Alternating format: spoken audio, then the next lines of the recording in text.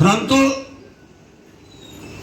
Chaudhary Bhupendra Singh ji Hooda MP का चुनाव लड़े, डर कर लड़े, मैं हारेंगे। रोहतक लोकसभा की 9 विधानसभा हैं, 7 विधानसभा से ताऊ देवीलाल जीत के आता था, कलोई और रोहतक से भूपेंद्र जी हुड्डा जीतते थे। कितने वोटों से रोहतक शहर से जीतते थे कुछ जानकारी है आपको? 50-55 हजार। तोमर जी 50-55 हजार वोटों से रोहतक शहर जिताता था चौधरी भूपेंद्र सिंह हुड्डा। कम मेरे को नहीं लगता रोहतक शहर में इतना कभी एक पार्टी को इतने पक्ष में वोट मिले हो। एक तरफा 3 बार ताऊ देवीलाल जी हारे, 3 बार चौधरी भूपेंद्र सिंह हुड्डा एमपी बने। 2000 में इनकी सरकार आ गई। सरकार आने के बाद 14 तक चली तो ताल कटोरा स्टेडियम में क्या बोलते हैं, मैं पहले उस जाति का हूं, बाद का मुख्यमंत्री हूं। मैं एक ही जाति का हूं, उस जाति का हूं, बाद दूसरी जाति, मैं बाद ही प्रदेश का मुख्यमंत्री हूं। मैं पूछना चाहता हूं, जिस रोहतक की जनता ने आपको 55,000 वोटों से जिताया, क्या 36 बिरादरी जिताया आपको, आज मुख्यमंत्री रोहतक की जनता को ठगा के नहीं ठगा? ठगा के नहीं ठगा?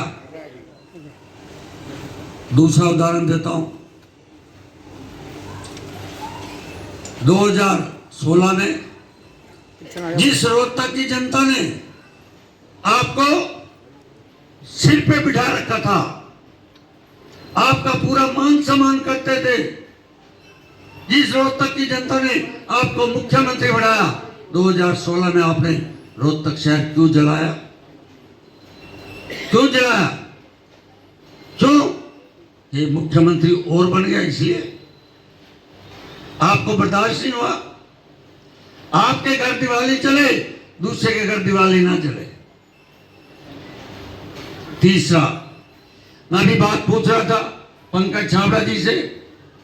पंकज जी, मैंने कहा 2019 में कांग्रेस का एमपी हारा, हारने के बाद उसको लगा मैं 2024 में मोदी जी की आंधी में हार न जाऊं। क्यों? तो मुझे एमपी बनना है, एमपी बनने के बाद मैं हरियाणा का मुख्यमंत्री बनूंगा।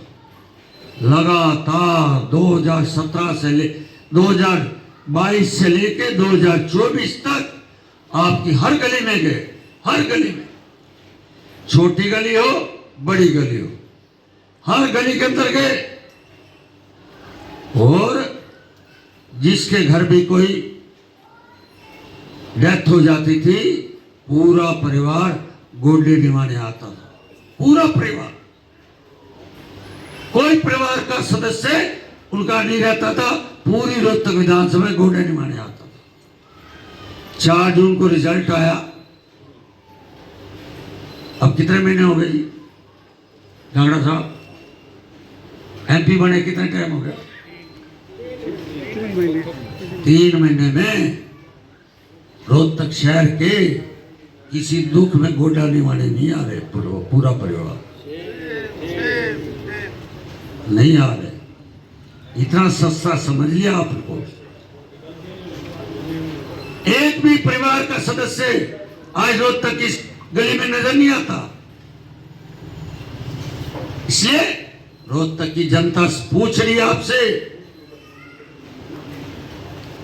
आपको 3 बार एमपी बनाया, आप कहते हो एक जाति का हूं मैं, जो मुख्यमंत्री होता है वो 36 बिरादरी का होता है। दोनों आंखें उसके लिए बराबर होनी चाहिए। उसमें भी आप जाति पाति छाटोगे तो अच्छा नहीं है। मित्रों, वो समय था थाने में रिपोर्ट भी जाति के हिसाब से लिखी जाती थी। कौन सी जाति हो उस हिसाब से एफआईआर दर्ज की जाती थी। ये उस समय का समय था उनके कार्यकाल का। आज वो स्थिति नहीं है। इसे ये सोचने का विषय आप लोगों के लिए। आपने 2016 रोहतक क्यों जलाया? रोहतक की जनता पूछना चाहती है। आपको एमपी बनाया, आप पूरा परिवार जो दुख में आता था, आज एक भी परिवार का सदस्य इस गली में नजर नहीं आता। इसलिए बहनों भाइयों, सवाल एमएलए का नहीं है। एमएलए तो कोई ना कोई बनेगा, परंतु एमएलए वो बने, शीशे की दीवार तो आपको अच्छी लगेगी, परंतु नींव कमजोर होगी तो आपकी रक्षा कौन करेगा? आपकी रक्षा कौन करेगा? इसलिए नींव मजबूत रखो। एमएलए आएंगे जाएंगे, बनेंगे, आपकी रक्षा करने वाला कौन है? इसके लिए भी आपको सोचना होगा। इसलिए मैं आपसे प्रार्थना करने आया हूं। मुझे 1971 की जनसंघ की यात्रा से निकला हुआ 2024 53 साल हो गए मुझे। एक ही विचार, एक ही पार्टी और एक जगह ही मैं यहां खड़ा हूं आज इस उम्र में भी। मेरे से काम करते करते गलतियां भी हुई होंगी, क्योंकि मात्र 5 साल दिया आपने, मात्र 5 साल। इस 5 साल में मैं आपका घर से कूड़ा उठा के ले गया। ले गया कि नहीं ले गया माता जी?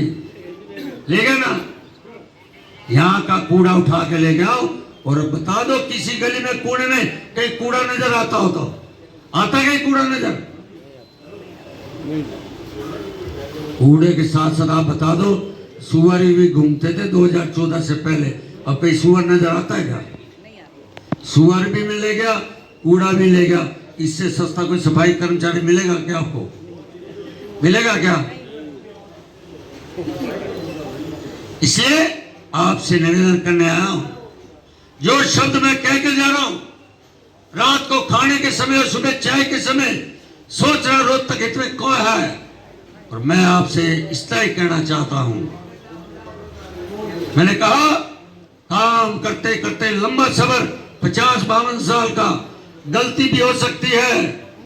खुद धमका लेना, खुद पीट लेना, उनसे मत पिटवाना जिसने रोहतक को जलाया हो। उनसे मत पिटवाना। एमपी बनने के बाद आपकी किसी गली में कष्ट में नहीं आया, उससे मत पिटवाना जो कहे कि एक ही जाति का मैं हूं। उससे मत पिटवाना जो थाने में जाके पूछे किस जाति के हो लोग। एफआईआर तब होगी आपकी। इसलिए आज मैं आपसे प्रार्थना करने आया हूं, निवेदन करने आया हूं। मेरा अगला एजेंडा साफ है। मेरा एजेंडा साफ है। इंदौर का नाम सुना है? भारत का एक शहर है इंदौर, मध्य प्रदेश में। नंबर 1 पे समस्या को लेकर जाऊंगा रोहतक में। सफाई को नंबर 1 पे, देश के पहले शहरों में रोहतक का रखने का संकल्प है मेरा। दूसरा है पूरे शहर को हरा भरा करना। तीसरा है आज वर्तमान में जो रोहतक में सीवर डले हुए हैं वो पुराने हैं, लेवल ठीक नहीं है, पॉपुलेशन बढ़ गई है। मास्टर प्लान द्वारा नए सीवर का जाल पूरे रोहतक में बिछाना। और चौथा है पानी पीने की समस्या। अभी तक किसी ने नहीं सोचा 3 वाटर वर्क्स बनाऊंगा। एक वाटर वर्क्स मेरा कंप्लीट हो चुका है, जो आईडीसी से मैंने 25 करोड़ का लेकर पब्लिक हेल्थ को दे दिया। 1 महीने में तैयार हो जाएगा। दूसरा तैयार लेक के पास 8 एकड़ जमीन हमने एक्वायर कर ली है, उसकी फाइल कंप्लीट हो गई है। अचार सीता लग गया, खत्म होते उस फाइल को चलाऊंगा।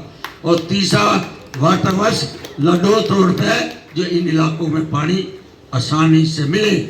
इसलिए ये 3-4 एजेंडे हैं। वो एजेंडे मैं क्यों कर सकता हूं, इसकी मैं बता दूं कैसे कर सकता हूं। इसलिए कर सकता हूं कि रोहतक शहर पर हमारे तत्कालीन मुख्यमंत्री विकास के नाम से श्री मनोहर लाल जी ने खूब पैसा दिया था। और अब केंद्र में कौन बैठे हैं? महकमा कौन सा है? लोकल बॉडी का, शहरी मंत्रालय का। इसलिए पैसा लेना मुझे आता है। मनोहर लाल जी से पैसा ले सकता हूं मैं। इसलिए कभी ये मत कह देना मेरी तो चलती नहीं। अरे तेरी चलती कब थी? 2005 और 2014 में बता दे इस क्लास कॉलोनी में एक ईंट भी लगाई हो तूने? एक ईंट भी बता दे। 10 साल आपको मिले। सेक्टर 1-2 से रोहतक विधानसभा चलती है और आजादगढ़ से सुपरा यहां तक विधानसभा खत्म होती है। वहां भी एक काम बता दे 10 साल के, और हम सैकड़ों काम बता देंगे जो हमने मात्र 5 साल में किए। मात्र 5 साल। भारत माता की